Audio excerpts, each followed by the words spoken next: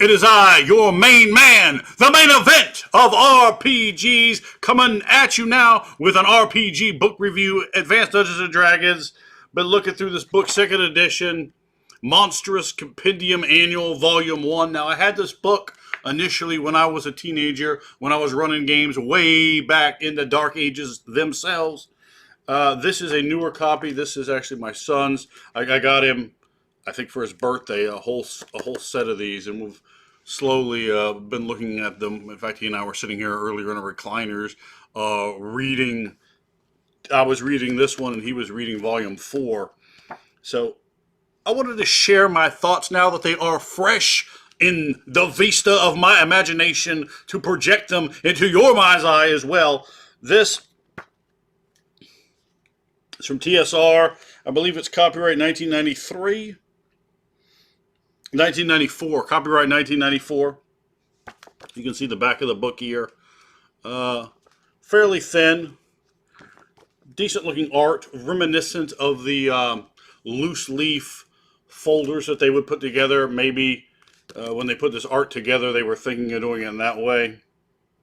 And then it eventually became this particular book. So this is basically, they had monster manuals for Ravenloft, for Dark Sun, for Planescape, for Mystara, and probably something else of Dragonlance. Well, they didn't have monster manuals. They had just the little loose leaf folders for Dragonlance, I believe. But we had this that replaced the loose leaf folders, and after that, you got, this is 1993, the version of this that I have here at least. I think this is not the very first one. I used to have a copy of the very first one. Mine was beat to death, so this is a very, very nice quality replacement. Now, this book originally retailed for $18. Not $18.99, not $17.99, just $18. It's kind of strange, but that's what they charged you for. From TSR, the book number is 2145, Monstrous Compendium Annual, Volume 1. So it appears certainly a generic in a form and a fashion, but these are basically sort of like what we have behind me this way. The 3.0, 3.5 line Monster Manual 1, 2, 3, 4, 5 Fiend Folio. This was sort of like their Monster Manual 2, I guess is probably fair to say, because these are generic monsters for use in generic settings, generic settings. They wouldn't be used, I don't want to say in any game setting, because they're not necessarily all appropriate to any setting. There certainly wouldn't be appropriate to say Dark Sun or to Ravenloft or something that's specific like that. So let's take a bit of a look here. So it breaks down, starts off, some nice art inside, and the how to use this book. So it breaks down the entries for the monster, the climate terrain, the frequency, the organization, the activity cycle, the diet, their monster's intelligence. And then it goes on to sort of outline, 2 to 4 is semi-intelligent, for example. Treasure, alignment, number appearing, armor class, movement, hit dice, THAC0, number of attacks, damage/attack, special attacks, special defenses, magic resistance, size of the monster. They have tiny through gargantuan. Gargantuan is over 25 feet tall. Morale. So in AD&D, for those unaware, morale is a system that monsters had to basically, a monster like a zombie, for example, doesn't have morale. He's just not going to get shook. He doesn't care if all the other zombies die. He doesn't have a brain. He just wants to eat you. Now, other monsters, say something like your average orc might have a morale of 8 to 10. That's average, right? So say 35 orcs attack your 7-player characters. All right, those orcs, they're feeling good. Yeah, you guys got plate mail, and yeah, they see, you might look a little big, tough, smart, whatever it is, but you're just filthy humans and elves needing to be decimated and decorated with the brutality of the orcish nation for your insolence and your moronicism, respectively. However, once that magic user's like, yeah, and just hits you right smack upside your bitch ass head with a fireball and puts it up your punk ass, all of a sudden those orcs are like, oh shit, what the fuck? So that's your simple sort of reaction. Like, we just fireballed, and now 12 orcs burned to death, and 4 more are badly, badly burned for their insolence. And now the rest of the orcs are like, oh shit. So then you have to roll morale. Then morale might break. Some of them might run off. This sort of thing. So that's the morale system, and it's not really implemented so much going forward. Then it has an XP value right there. However, one of the monsters in this book did not have an XP value listed for them. We have psionics. If they have psionics, then combat, habitat, ecology, and it says close variations. I don't remember seeing that in there. Then it goes into what changes. There's some pretty interesting things in here. The beyond random encounters, I remember reading this as a teenager. This is really fantastic stuff. I have to give the book very high marks for just the inclusion of this alone. Really makes the product well worth the 18 bucks that I probably spent when I bought it initially. The copy I had there I sold to my nephew. These are, like I said, these are I mean, this book looks like it's barely ever been used. I got all four of them together in a lot for my son, which I mean is great. They're all in pretty really good shape to excellent shape. This book looks like no one ever used it, which is in a way sad, but in a way is great because that means I get to use it, and I have been looking through this one as well as the other ones. We already used dust skeletons. I talked about that in some of the previous videos. You haven't seen those, your main man back. Watch some of those videos, Jack. Now, this has a great thing about random encounters, sort of writing your own random encounters and then putting them there, and a way to sort of pre-write random encounters and then roll them for your players over a period of time elapsing for what's going on. This is basically about a vampire hunt, and the characters are involved with the standard. Oh, we found the body. Without blood in it. Okay, now we found some clues.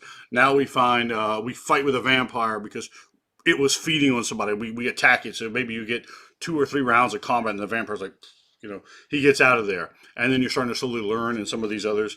The vampire's weakness is, you encounter like a mystic who can divine upon the stars itself to teach you some things.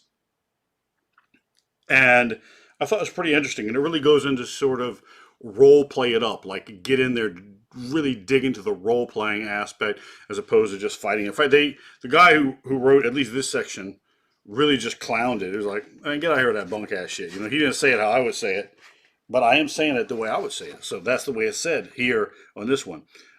And it looks like, let's see, so it looks like they don't want to tell me who actually wrote the book. Not trying to take too much time with that, but yeah, I don't know. So I'm not sure who wrote it because I was going to give them some credentials on there, on that, which I quite like. But then they go into dramatizing a random encounter. And they really go through this to say, okay, don't just say, hey, the orcs jump out of the bushes, roll initiative, roll surprise. They're like, dude, that's a whacker, then I'm ugh. Get out of here, just get out of here with that. That's trash. Don't put that trash in your game. And they basically say, you're a shit game master if you do that. Spice it up. Spend some time thinking and then put that in the game and have your game be excellent. They basically say, but good game masters will do this. Because they're writing this book, they can't be like, look, don't be a piece of trash. Don't run a game like you're trash. Don't run this game if you're trash. And don't be lazy. Get involved in it. Get invigorated. Put it down. Give the people from the field, baby. So, really some excellent stuff here. I'm trying. I got one of these special lights for the videos up behind me, but it's making the actual text in front of me like super in shadow. So I'm going to read this passage to you. Please forgive me if I stumble, and that's just because I might not be able to see a word too well.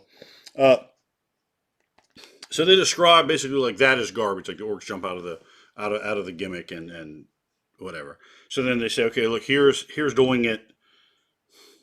Here's doing a good job, but not a great job. And they go into a great job in a minute. But let's look at what a good job looks like. So they give you this box text. And this is an example. Although you could take this entire encounter, either one of these pieces of box text, drop them right in there. It gives you an actual encounter to use. So it says, your party comes to a bend in the path. With some concern, you notice that the singing of the birds in the gentle forest has suddenly been stilled. Ahead, the path comes to a solid building. Nope. I'm sorry. It says ahead, the path comes to a solidly built but poorly tended wooden bridge that crosses a wide length of the river you have been following. The water beneath it looks cold and swift, as does the pair of ogres that stand atop the bridge. With cruel smiles, they each pick up a heavy axe and lumber towards the party. Before human scum go over bridge, they give us shiny gold, rumbles one of the creatures in a voice heavy with menace. So there you go. Despite the fact that I can barely fucking see what I'm reading, um, give them something like that. Drop a little bit of oomph on them. Zhuzh it up. Be dramatic. Be melodramatic. Be hammy. But try to approach it seriously and put something down there for the players. And once you sort of affect something like that, deepen up the voice, what have you, the players and they're listening and they're interested. I cannot. I'm sorry. I just can't see this. I'm going to be stumbling all over this trying to read the very very long passage here. You can see in the blue. What is this? 4 paragraphs versus the one here on the other one. Uh, I was definitely going to read that for you guys, but it's just so. Yeah. Sorry, the light's making that quite difficult. So it gives you this wonderful sort of thing. Just that small passage there, I think, is a fantastic thing to drop in. You might see something like that in a module. It's great. You have an encounter, 2 ogres, and it's showing you like, listen, you can. They're going to tell you right off the bat. The other one kind of like dresses it up more. Doesn't even tell you they're ogres. Really, really kind of gets it in there with the detail. Now the players, you've given them right off the bat 2 options. They know they can fight, right? So that's clearly an already given option, and they know that they can probably bribe these ogres because the ogres are looking for a bribe, and maybe it's just 1 gold piece each, maybe. And they go into talking about getting into the ideas and based on what your characters have. Are these characters witty? Are they strong? Can they fight the ogres? Or do they have enough gold? Like maybe you just don't have any gold, or very very little. Man, fuck that! I ain't giving you my gold ogre. But if it's 1 gold piece per party member, maybe per ogre, right? So 2 gold each. Well, that might not be that big of a deal to you, particularly if you think for some reason you may have a difficulty defeating the ogre. Fucking ogres, it'll whoop your ass. Trust me, I know about that. I mean, one of might be me. I mean, you best give your main man the gold. Suddenly, your main man lumbers out from behind the bridge. Give me your gold, jabroni. There will be no discussion on that particular point right there. No discussion on that point. And the birds, they know well better than to be chirping around your main man because those birds is the main reason why I don't respect them anyway. So you can then also perhaps outwit them, trick them. Think they're kind of brutes, and they're probably giving you a sort of an undercurrent here that they might not be the smartest individuals around. So perhaps you could somehow get away with doing something like that because it's encouraging you to start with role playing and not roll initiative and attack them. It's like, all right, let's talk. Now, maybe that leads to violence in the best form. And maybe it doesn't, but the fact that you can actually interact and talk with the ogres is going to mean so much to so many of your players. If you're a neophyte game master, you want to have that bit of exchange. Think of like reading a comic book where the villains engaging in a dialogue with the hero even while they're fighting, and that really is kind of what's drawing you in. You're looking at that, saying, "Al Jordan, now beat your ass now, boy."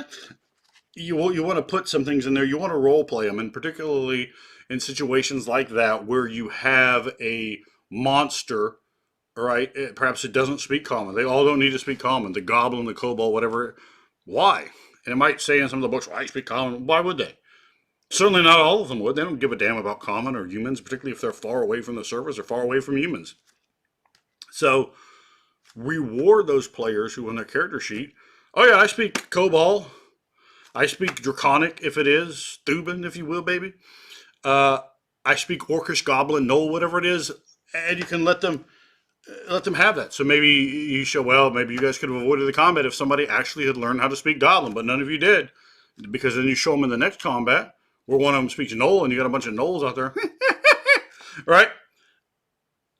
All of a sudden, and they see they're able to at least talk to them. They was able to role play. That doesn't mean you can necessarily just role play your way out of it, but possibly you can. And then possibly we start showing more respect for charisma as you're rolling those reaction adjustments. And you're just a natural one on my charisma check to, and then you say, okay, well that's fine, but now you need to role play. I say, well, what's happening? And if you role play well and you roll your stat well on something like that, it certainly could be an opportunity for you to change away from it. And a lot of players will love not having to fight something. But wow, I mean, I could just fight a group of gnolls or orcs or whatever it is. Whatever. That's not really all that interesting or exciting. It really isn't.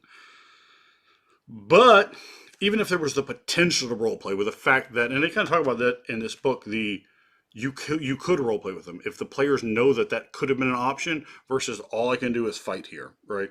One of the most disappointing things I've ever had in a game was playing with this guy. Very mediocre game master, and this is 20 years ago. This was in Fairfax. We captured a goblin. We fought some goblins. We captured one of them. My character spoke goblin. So as we capture it, holding it down, I start trying to role play with it, and he is a deer in the headlights. And finally, he's like, oh, I don't know. Done. Because there's no suspension of disbelief, and if we don't have suspension of disbelief, we're not role playing. We're just sitting in a room talking, and in a very weird, strange way, right? Because if we're not actually role playing, and you need suspension of disbelief to role play, what the fuck are you doing? You know, I've always wondered that. You know, when I see really shit games and gamers. So just that part alone, and that takes us. One annoying thing about this book: it does not have page numbers on it. I don't know how that error possibly exists, but it just does not have page numbers on it. At least the copy I have doesn't. Maybe someone will go, oh, my copy does. Well, you and your copy then. Trying to show off with your fucking nice ass copy. Fuck you. Let's see if I can find the monster here. I remember which one it was. I'm trying to recall the name though. I want to show you guys which monster did not have experience points listed for it.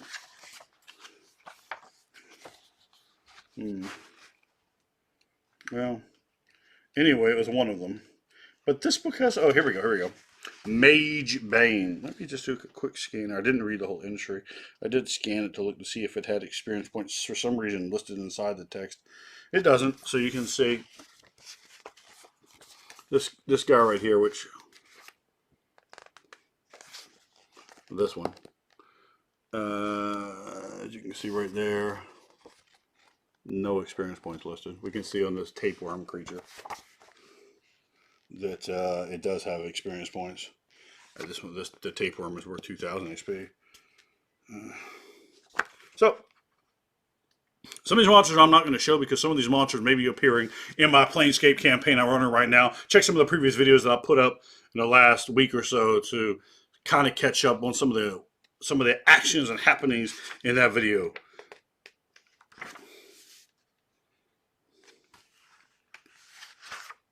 They have like the big generic, from the name, I'm guessing this might be something from Arabian mythology, possibly. It's just an enormous fish, and there are a lot of those in D&D, and quite frankly, very, very seldom would you ever see it used at all in entirely very long campaigns. Never is there, a 50-foot long fish that shows up, right?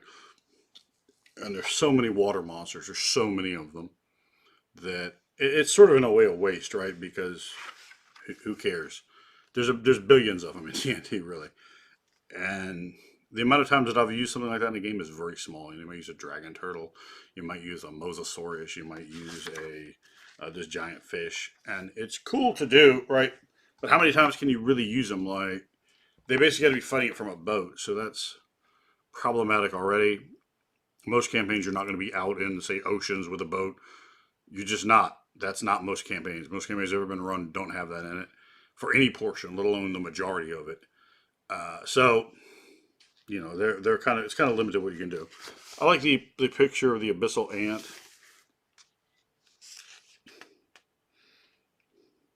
Kind of a neat looking animal.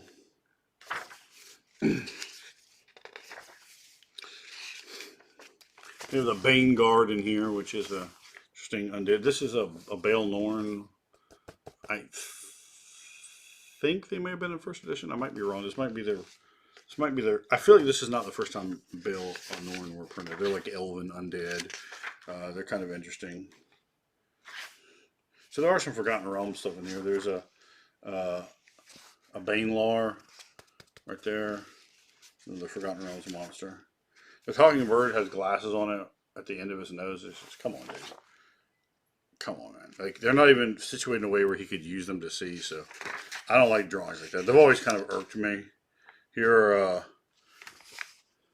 Campestry. I think I'm saying that right. Like little mushroom guinea pig people like, nah, I'm a mushroom man, I'm a feeling. And I was like, and then I feel I'm a mushroom man too. It's like, you do? I feel I might be scared of me. And then be scared of me, I feel. So, I mean, come on, dude. It's cool to have stuff like that again, don't get me wrong, but like it's very much like you know, what were they called? The Robo Burbles, whatever those dumbass things in Thundercats were, you know. It's kind of what that is. Carrionet.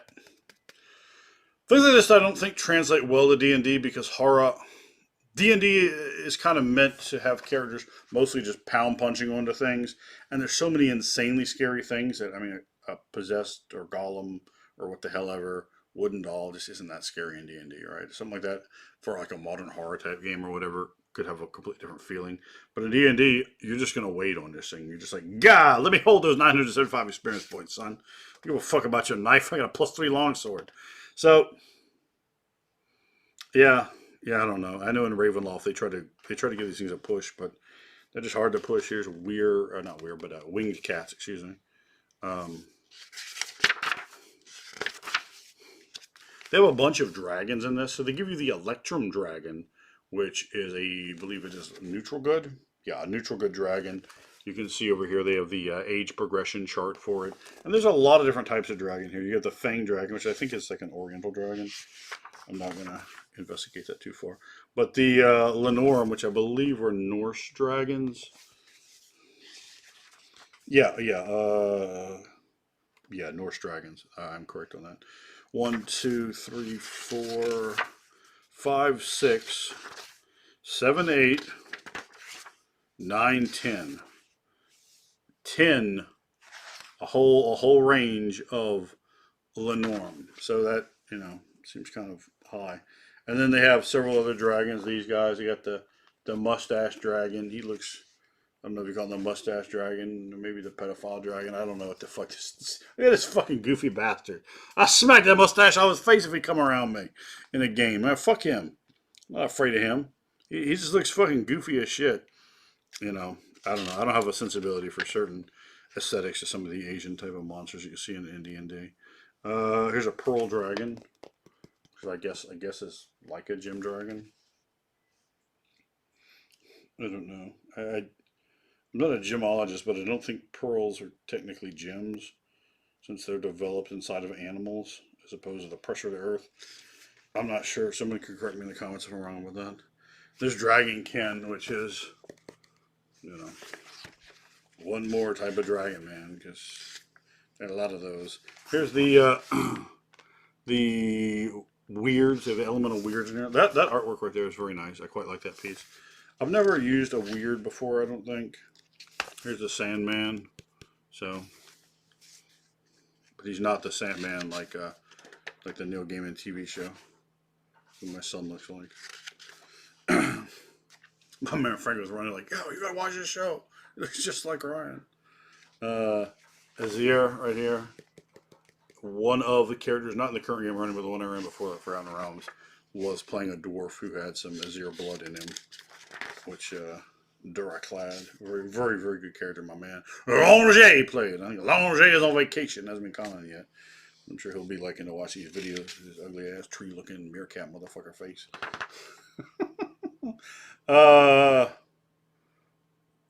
Elemental vermin. So you can see here, this is, while they themselves really aren't necessarily monsters I think you'd want to fight, per se. I think, I mean, I would generally use things like this as sort of like, oh, and by the way, you're in that plane and you just see like things moving around. They look like that. Because there should be some degree of an ecology there. It shouldn't just be, and there's 5 monsters here and they all attack you. They're super violent, hyper predatory, apex predators of the area, but they attack you and then you kill them. All right. I mean, there's bitch ass things there too, right? So you want to highlight that and bring it in and show the players that there are other things. Here is some stupid ass looking thing. Um, yeah. My God, look at this thing, man. Look at this. God. I like heavy metal, Brian. Come on, bro. Come on now. Then you have a cat with antlers. Okay. I mean, that's like a rabbit's gimmick. Here you have something very useful. I think the foul wing. That is a monster that could be used as a mount. I think that makes it great.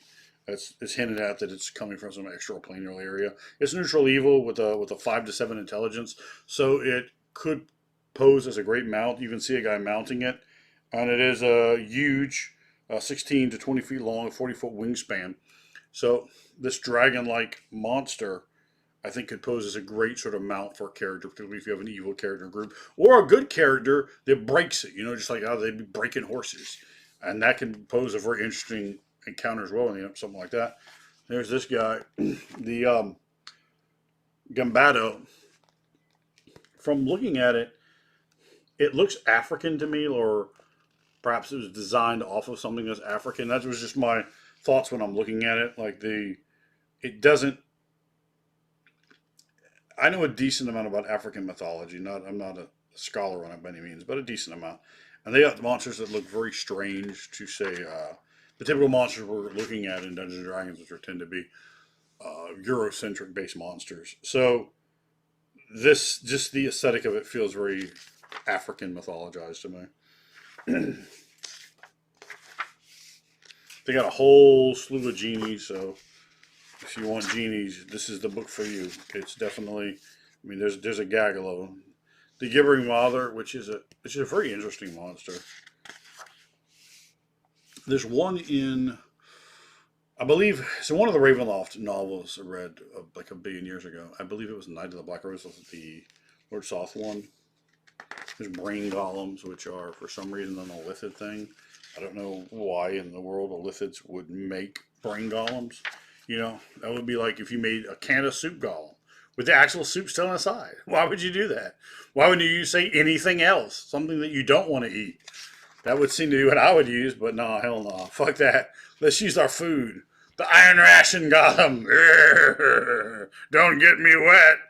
You know, that's, come on, man. Brain golem, man. Get out of here with that foolishness. That doesn't make any sense. They have some dumbass ideas. Here's a gnomish robot, apparently. Uh, Meta golem, whatever. A dwarf golem with a hammer. So he's a hammer golem, right? Because he's just a hammer. But no, he isn't. He's just like a whatever he is, iron golem perhaps. The nightmare of orcs and other dwarf enemies. I'm not finding very quickly what he's constructed of, but stone. It looks like he's made out of stone. So wouldn't he just be a stone golem then? Not a hammer golem? It's not made out of hammers, guys. So I have to keep it thematically correct. Then you have the spider stone golem, because that's probably like a drow or something stupid like that. Yeah, I'm not a fan of drow, by the way. They're just so ridiculously overpushed. I think if you take them and strip them down and rework them, you can freshen them up and then they're fine. But they're just presented often in a way that's just like so cliche. I'm a drow, I'm a bad guy, but secretly somehow I'm also a dickhole. You know, yes, like get out of here with that. And there's generally always the worst players want to play drow. Like to the point where it's like it's a red flag. If I'm talking to a new player, I'm like, oh, my favorite race is drow. I'm like, oh, you don't need to leave your phone number. Let's go on now. Get on out of here, boy.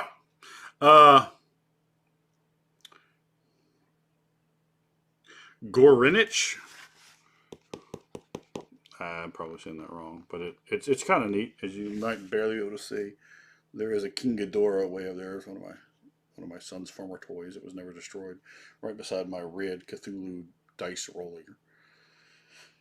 So a three-headed dragon with the tails here. It's kind of neat. I like it, but I guess it's not supposed to really be a dragon. It's only a 2,000 XP value, despite the fact that it's 50 foot long, which kind of confuses me. I just gotta keep it as an average intelligence, but 2,000 XP is like that's not a lot for something that's 50 foot long.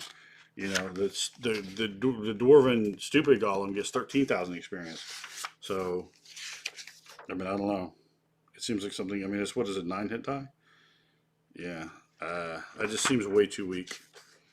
Here is a Grelox, which they describe as a powerful spider-like creature, right? So this, despite there being some problems, like if you actually look at the face, I don't think I'll be able to get it in there where you can see that, but it looks way too anthropomorphized. It's far too human-like in this continence. If you actually look at this, though, this looks like a vinegar rune, though. It doesn't look like. In fact, it has hands. Because why wouldn't it have hands? You got to anthropomorphize everything, don't we? Jesus. But it's a real problem I have. I'm going to do a video about AD&D animals because God, they fucking get everything wrong. I don't. I mean, I took biology in college, but I don't have a degree in biology. But that being said, I guess I know a lot more than anyone's ever written for D&D about animals. I mean, past and present. That's. I mean, it's just. It's like a. It's not a spider though, isn't it? Because a rat. Not all arachnids are spiders, are they? They're not. Not all mammals are rats, right? Sorry, it's something that's always, even when I was a child, that's irked me. Like I know I can be a bit pedantic when I'm not being silly. Living Steel, so it's, and I think this came out right about the time it came out. So this is basically Terminator 2. I have to check the dates because this is what it says, 94. I know somebody out there can check that, but it seems like that's probably highly inspired from the Terminator 2 bad Terminator, you know. The one he went against Arnold. What the hell do you think? Some special abilities will defeat Arnold. The special ability you have is to lose. That's the only ability you're ever going to have. Yeah, yeah. Yeah, man. Get your ass out of there with some Living Steel. You can't beat Arnold, fool. And here it would be an Arnold Barbarian would run through and be like, yeah, Crom. Absolutely. Of course, my players know if Arnold was to ever show up in the game, they probably don't want to be real respectful. Yeah, you better be. Aloxo, actually used. I've already used one of these in Planescape. I have used one that was just in a tavern eating something weird, and the players were like, "Oh," and it was just sitting there, and then I don't believe they interacted at all. They just kind of saw it. Right. No, I'm lying. It was a GIF. It was a GIF. This is this is a whole different thing than Aloxo. In fact, now I'm looking at that. That definitely predates. I wonder if that's where Loxodons in Magic the Gathering come from. Because that does predate when this has been 94. Predates when they would have been used in Magic. There is the Loop Denor. My son is obsessed with werewolves, and his entire freaking life, it's like that's just a character detail. It's not a face. Freaking weird gremlin. That's right, Jim. You're a weird gremlin. So that was something he looked at and began to point out X, Y, and Z things were wrong with it. There's a Weird Badger. There was one, I want to say his name was Azrael in Night of the Black Rose, the Dwarven. I think he was a seneschal for Lord Soth in that Ravenloft. So he was one of these. I'm guessing that novel probably came out before this book, based on the fact that I've already seen like 2 things that were in here. Then you get a Weird Jaguar as well. So kind of scant on the lycanthropes in that book. Usually they put a cluster of them together. The Metal Master, the Sword Slug, I believe that is from first edition. Mimics are here. There's my buddy AJ Pickett had a good video on mimics. They're not really my favorite monsters, particularly the ones that are like chests, because I mean, who the fuck is getting a chest? And I mean, it's like a board game mentality monster, right? Oh, there's chests everywhere. No, they're not. No, they're not. It's just a world.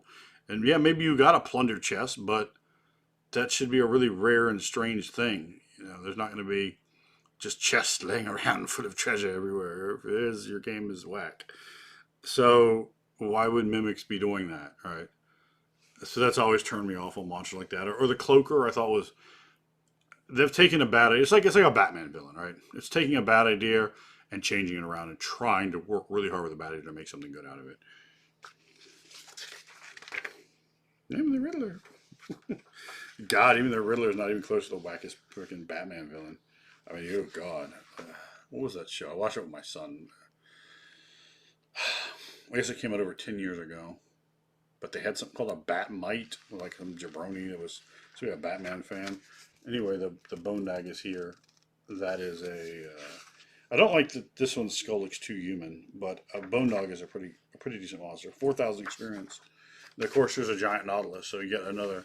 And this, I mean, really, I mean, what do you do with a giant Nautilus? Like, when are you going to use that in a game, right? I mean, I guess it's 50-foot diameter, and maybe you can see it go by. I don't know. It just being a cephalopod, I think a giant Nautilus. If it was to fight them, might be kind of a letdown. Like, oh, it's the Nautilus. Huh? We don't get anything cool and Cthulhu-esque, so that's not scary at all. So you're losing them off the bat. Nightshade, which is neat. They describe this as a elemental spirit of poisonous plants like mistletoe, hemlock, foxglove, and belladonna. So it's neat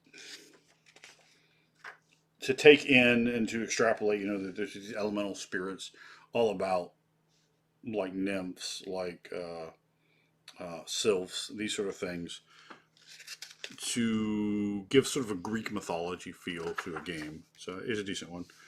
Noran, I don't know. It looks like something you would encounter in like the Neverending Story. There's the Ophidian. So I think Ophidian are okay. They're basically like a really weak version of Yuan-Ti. So you could like pair these up with Yuan-Ti, at least for stat blocks, to help help with that sort of empire, right? Or go like really more into their lore and maybe make, not to say their lore says it, but to make like Ophidians like the slaves of the Yuan-Ti. Because I mean, you know, the Yuan-Ti are Yuan-Ti got to give them respect. Here's this guy. He always reminds me of Java. I always think about Java when I look at that guy. I remember thinking the same thing when I was like in high school. Here's a camo with wings on it. He's like, I have wings, and you can't really ride on me. My wings are small, so there's no way I can possibly use them for anything. I have vestigial wings. And people hands. Fuck the bullshit. I got people hands too. I don't know if the Alpinicus is something from a mythology or vaguely was supposed to look like that. I don't know how it's walking around on these human. That's just a wreck. Um, Here they have some parasites, and things like that can be quite good. There's going to be horrific parasites. I think that can really give your characters like some real body horror, right? They start catching parasites of a horrendous nature. That might really kind of change up their whole like, oh, wait a minute, you know, I gotta look at this differently. This is it's an ant with a dude's face on it, because you know that took a lot of creativity. Jesus Christ.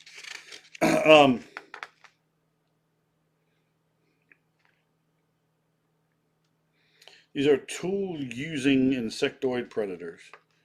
Yep. Okay. Vampiric moss, and this is a really cool piece of art here. It's Soren from the X-Men. I think it was his name, right? It's like, use my mind fucking psionics on you. And then the X-Force whooped his ass and killed him. Just get the fuck beat. I remember that comic book.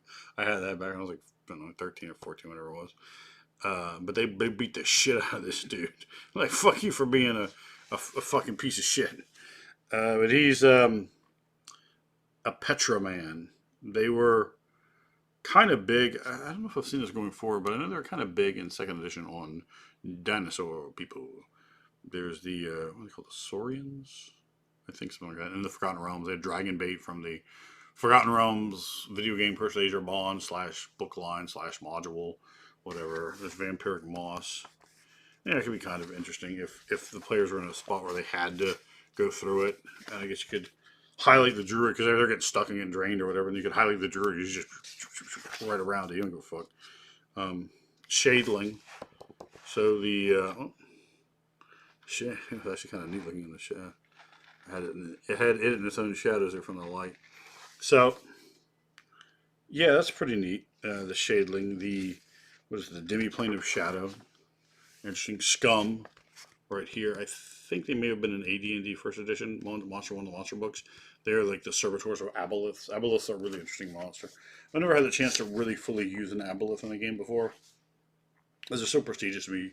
Like, you got to really do some work for an aboleth, right? You can't just, oh, and a D7 aboleth appear and they look at you. You gotta put something a little more than that in there, right? So they've never really quite gotten in. I don't really use monsters probably at the rate most game masters do. You know, because my games are not fighting, and you might fight stuff. Don't get me wrong. There's a reason you might want to have a warhammer, but you're not fighting. You're doing things, right? You're role playing. You're exploring. You're encountering. There's majesty and mystery and these sort of things, right? And I try to build mood and tension and put intensity in there, even romance in there, right? It did change things up. So it's not just fight. And I think a lot of game masters burn through way freaking more monsters than I ever will.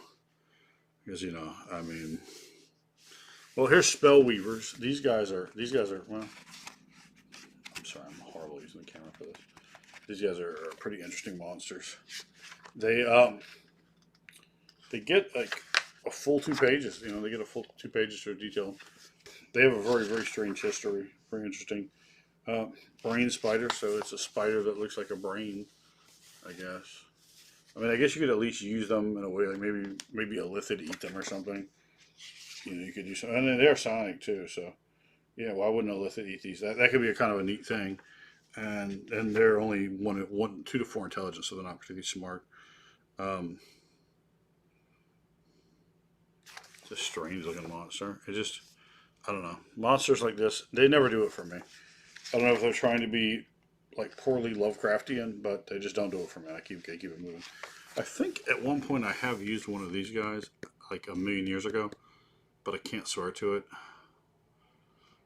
They're neat though. They're like 2 foot tall, one-eyed little guys, and they can be like assassins and what did it say?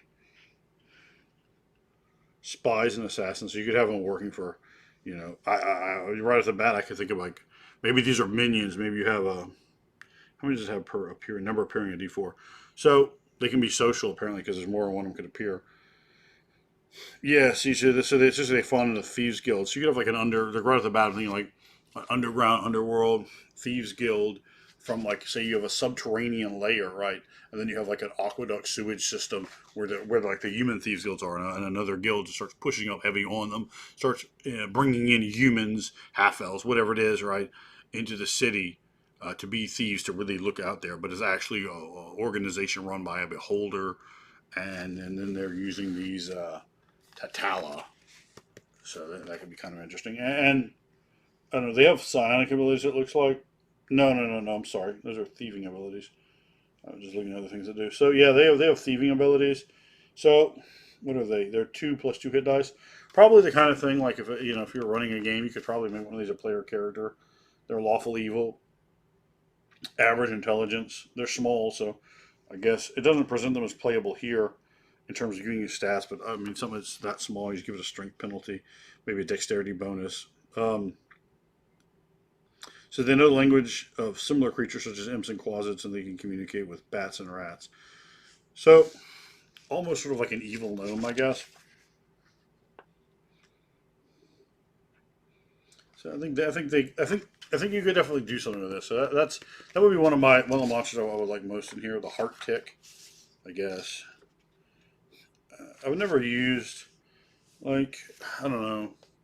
Tree monsters are kind of we got a tree in our game, the name is Lange, but and there's a singing tree, so there's our third tree in the here. This is real popular around this time. That's from Arabian mythology. That is in Arabian Nights expansion set for Magic the Gathering. I remember that came around. This is 94, so I don't know if Arabian Nights was 9. I want to say Arabian Nights was 94, not 93 or 95. So this came up basically at the same time. And this was not owned they weren't owned by the same company. There were 2 different companies at the time. It's actually like the real Wizards of the Coast, not just Wizards of the Coast being bought. And this is TSR. They have the singing tree in here. Snow Troll. I'm a huge fan of trolls, as anyone knows. Anyone knows it's picked up Within the Ring of Fire. You can get a drive-through-rpg.com. I love trolls. I think trolls are fantastic. And snow trolls, I'm about it. I'm all in on snow trolls. The bullshit. The snow troll, you attack them with, say, a ray of frost or a cone of cold or whatever, if they roll a save, they take no damage, net damage, and if they fail to save, they only take half damage. So it's pretty interesting. They did kind of cheesy here. They say the Snow Troll language has 20 words for prey. You could use it somewhere else, right? It's like an Inuit takeoff. Like, oh, the Inuits say we have 4,000 words for fucking snow, right? Okay. Well, that's clearly like where they took that idea. So don't put it on something that would be from like a similar terrain. Like, put that somewhere else, It just smacks of a lack of imagination or creativity. Here's, I don't know, he's an undead beggar, or what do you guys think? Doesn't look very scary. Here is the least, outside of the AD&D Monster Manual 1, who had some, like, I didn't even like Illithid for a long time when I was young. I was like, man, get out here with those comic-ass, stupid-looking monsters. But this Illithid artwork is fucking direct. Look at him. And he's, like, all fat and slovenly, too. And, like, ain't nobody respect him. If I was another Illithid, I'd smack the tentacles off his face. If they say he's a noble Illithid, I don't know what the fuck that even means. Like, Illithids are kind of like a hive mind, right? So, anyway, just that hat is coming right to the ground. He's like, yeah, look at me. I'm going to tell you. Yeah! Your main man Illithid tells you what to do, jabroni. And I would. I just rock bottom him right there. My tentacles are like, I'd probably just fucking sample his brain cells for his insolence. An undead dwarf. Something kind of strange. And this definitely died in 3.5. A dwarf isn't really something strange or unusual. It's like one of the most common things there is in an AD&D game, right? Because they're a baseline player character. But everything dwarven was different, right? Dwarves have their own lycanthropes. Dwarves have their own, I guess, zombies or whites or what the fuck this is supposed to be. Dwarves have their own vampires. Elves have their own vampires, right? So, I don't know. The undead lake monster. Kind of neat. This looks like something they ripped right out of Ravenloft. There's an undead lake monster or something similar to that in Ravenloft. Some of the artwork. Then they have like a billion wolves, right? So we have the Dread Wolf. Okay, whatever that is. This thing kind of looks like a kite. I'm like, oh no, it's a kite. That's going to get me. Oh no, not a kite. That's too scary for me. The Dread Wolf, the Stone Wolf, which is, I guess, like a gargoyle or a golem or something. And then you have the Vampiric Wolf. Oh yeah, because Banicula wasn't scary enough. Now it's vampire wolves. I don't know. My teeth already look like vampire teeth. How would you even know? I don't know. Oh damn it! I don't like this. So even the vampire wolf has a Great Depression. Look at him, man. He just looks like he has rabies. Fucking simple brain. And then you have a zombie wolf, as opposed to the Ravenloft Monster Compendium Volume 3, which has the Strahd zombie wolf. So that's different. I haven't looked at their stat blocks, but then there's a shimmering wraith as well.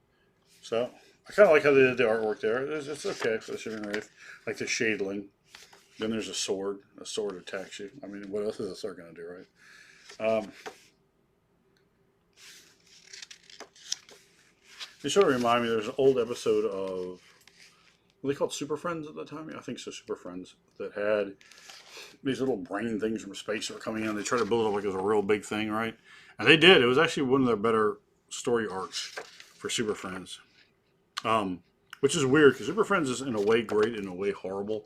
And I thought that way when I was a kid. You know, there was just some whack stuff in there. But also some really cool stuff in there. And it would also go, meanwhile! And that was horrible. Meanwhile, at the Legion of Doom. And that wasn't very good either. But better than the first one. So, yeah, I don't know. It's not a review on Super Friends, though. Anyway, Monster Compendium Annual Volume 1, Advanced Dungeons & Dragons 2nd Edition. A good book. Definitely not something that you have to get. Particularly if you drop a lot of monsters on your players. Maybe that's going to help refresh you. I mean, this has a lot of monsters, you know. It's very thick. There's a lot of monsters. I flipped through this book with you, and you can see, you know, much, much, much thinner book. This, a must-have. You absolutely have to have this book. Fuck that, those spiral notebook pages. This is the one to go with. This is an okay supplement, though. It's okay.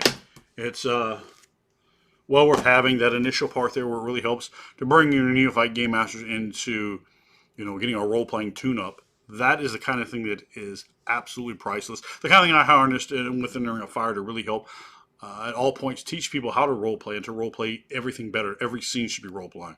It shouldn't be this is a role playing scene. This is a no. They're all role playing scenes. They all should be delved into. You should always be focused on being your character. They really talk about how good game masters do that. How they try to get the players focused into their characters. Really, the players should be doing that themselves. But still, very good. You know I'm long-winded. You know I ran. You know I'm gonna put down the information for the people, baby. And it's over 50 minutes now. So your main man will bid you adieu, and we will see you in the next video where we will meet again.